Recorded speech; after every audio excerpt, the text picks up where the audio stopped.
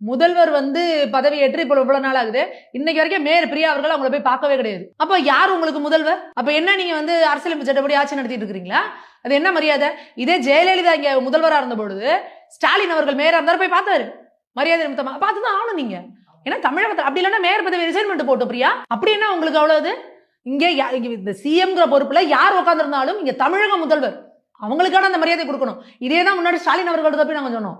உங்களோட இதுல நடவடிக்கைகளை தப்பு இருந்தா சுட்டி காட்டுவோம் ஒழிச்சு, இங்க தமிழகத்துல இருக்க அரசியலமைப்பு சட்டம் கொடுக்குற பொறுப்புகளுக்கு நீங்க மரியாதை கொடுத்தாகணும். அப்ப இன்னைக்கு மேயர் பிரியா போய் பார்க்க கூட இல்ல. இன்னைக்கு கார்பரேஷன் இருக்கவங்க ஒத்துழைக்கிறது இல்ல. இபி ஆபீஸ்ல என்ன பண்றாங்க? கரண்ட்டை கட் பண்ணி விட்டுட்டு முடியாத பாத்துக்கோங்கிறாங்க. இப்படி எல்லா இடங்கள்லயும் ஒரு ஒத்துழையாமை இயக்கம் மாதிரி கிளம்பிடுவாங்க. ஏன்னா இன்னைக்கு இந்த திமுகவோட இது என்னன்னா, நீங்க துப்புரவு பணியாளர்கள்ல இருந்து நீதிமன்றம் வரைக்கும் எல்லா இடத்துலயும் திமுக ஆளுங்க இருப்பாங்க. எல்லா கவர்மெண்ட் வேலைகளையும் நுழைச்சு வச்சிருப்பாங்க.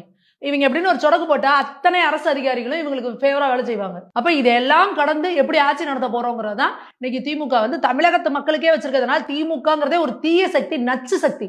அது வந்து அரசியல்ல தோக்கடிக்கப்படுறதா இல்ல, அரசியல்ல இருந்து அழித்து ஒழிக்கப்பட வேண்டிய கட்சி.